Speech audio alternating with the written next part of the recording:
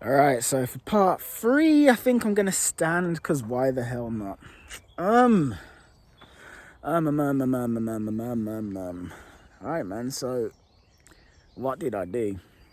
The long and short of it is this: I did, for me to start to really get over this stuff. I did some courses, man. Something like the Hoffman process. I don't know if you've heard about that, but Hoffman process was this course where you go away and you're away for a week or so. I think it's a week or it might be 10 days.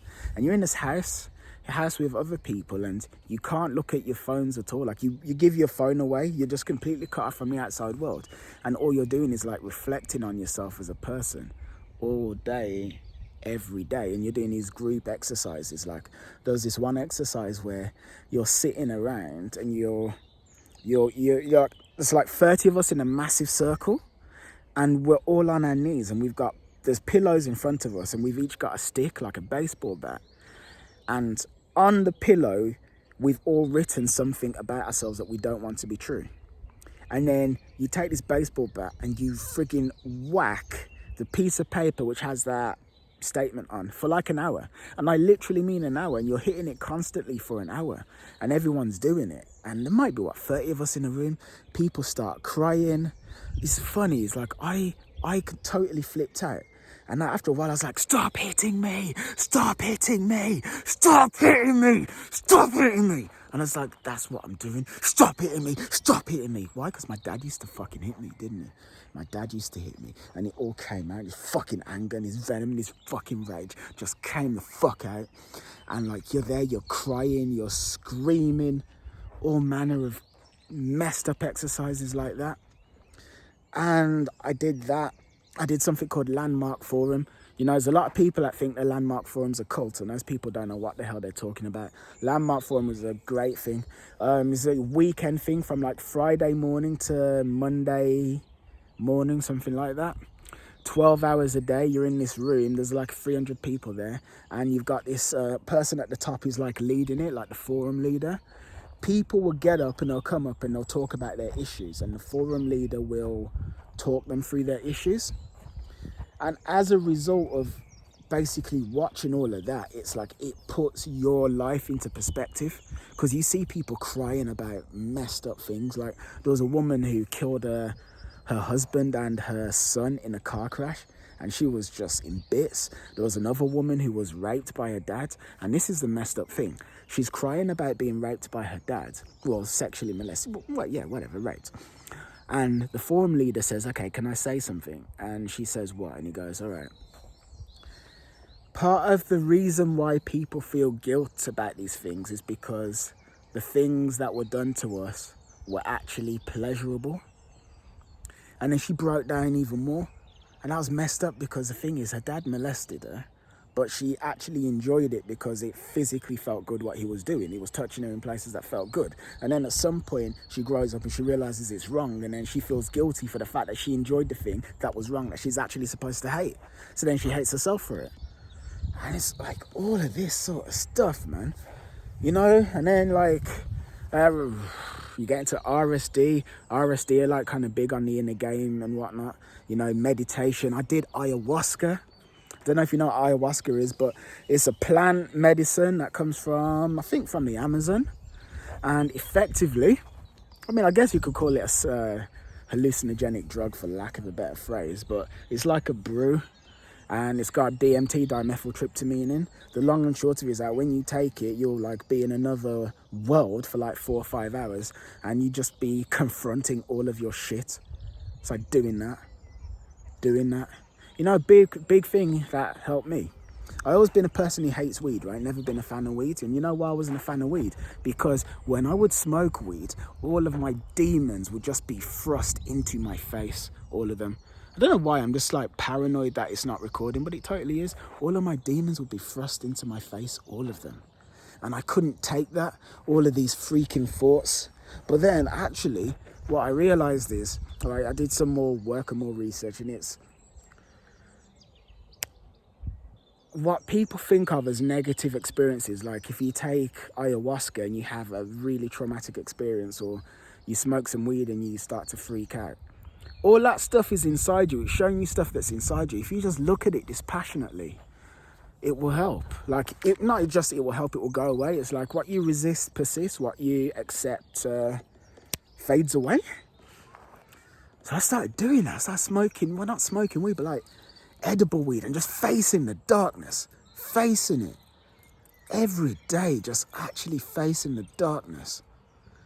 And that is what has got me to where I am today. Facing the darkness. I have come to realize that it's kind of like this. Something that I think a lot of guys actually forget, like guys who are into game, something that we all forget is that there are people who have never heard of game in their lives who have no issues with women. There are. I grew up with some of these people, right? No issues with women in any way, shape or form. You don't need game to be good with women. You don't. The reason why we need game is because of things that happened to us when we were growing up that basically stunted us socially and then made us unable to express ourselves. So now we feel like, okay, we need help. But you don't need it. I mean, for instance, none of us really need to be the best in the world with women.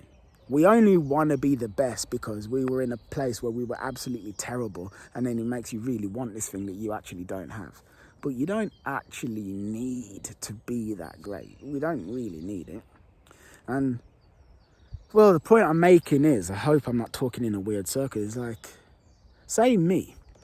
If I didn't grow up constantly being told that I was wrong and that something was wrong with me and feeling like I didn't belong, what's wrong with you? What's wrong with you? We're so ashamed of you. What's wrong with you? Why are you in trouble? What's wrong with you? If I didn't grow up constantly being asked what's wrong with me, I wouldn't have thought there was something wrong with me. So then I would just be myself when I'm with women. I've been fucking fine. Fine. Same kind of true for all of us, really. But yeah, the stuff that has been the most transformative for me has been facing my demons. I did a challenge called 100 Days of Rejection, where every day for 100 days I faced a different type of rejection to get over the fear of it. I did that, and that was just epic. What did I do? I asked a woman for a race, and she raced me. I asked a woman to tie my shoelaces. She didn't. I asked a woman for a hug and a kiss, and she gave it to me. I asked a guy for a thumb war. He gave me the thumb war. I went to a police station and asked if I could sit in a cell. They wouldn't do it. On my birthday, I went into London's business district, and I held up a sign saying it's my birthday. I'm giving out free hugs. Some people hugged me and some people didn't actually. That was really cool. I did loads of stuff, and the whole goal, this was one. I told a businessman that I just got out of prison and asked him to help me find a job. I hated that because then I had to play into a negative black stereotype. I really hated that. He told me to try the job centre. That made me feel bad. Also went onto a train and asked if people would give me money because I was homeless. Hated that one as well. But transformative, man.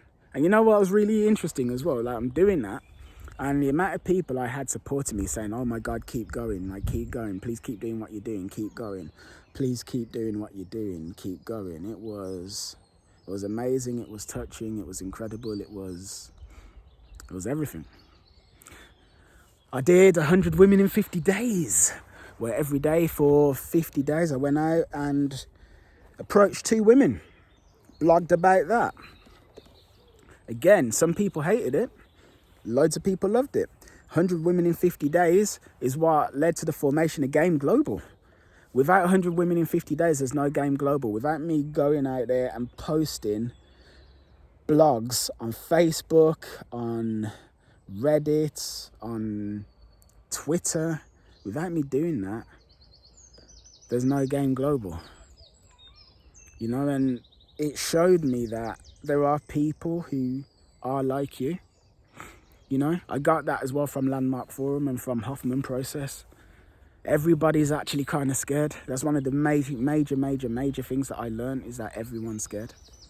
It's not just you. We live in a world where everyone is pretending. A analogy I always give is like when I was a teenager and I was a virgin, but I thought everyone else around me wasn't a virgin, because everybody used to lie and everyone said, I'm not a virgin. I'm not a virgin. I have sex all the time. I'm not a virgin. Everyone said that. And then you believe it. But like as an adult, you grow up and you look back and you're like, no, they were actually all virgins. Everyone was lying. That's actually what the world is like. Everybody's lying. Everyone's lying. Everybody is lying. Everybody's scared. Everybody, it's not just me and it's not just you. Every single person is actually scared. Everyone's scared. That's something I realized. I realized that everybody is scared. And if everybody is scared, why not be the person who's actually going to help people overcome their scaredness? Scaredness, is that even a word? I don't know. But it's true. Everybody's freaking scared. They all are. You're not alone. So, I suppose that's my story. Tis my story. The more I face the darkness and the demons, the more the darkness and the demons fade away into the background. Who knew? Who knew? Who knew? Who knew? Who knew? And am I rambling? Maybe I am. Maybe I am. Looking kind of jacked though, aren't I? Look at these muscles. Look at the muscles. But yeah, man, so there we go. That is me and my story. Hope you find it inspirational. I hope you take something from it. And I also hope you have yourself an absolutely wonderful day. Ta-ta, see you later, goodbye, au revoir, and arrivederci, ciao for now. And yasamina sai, which apparently means good night in Japanese.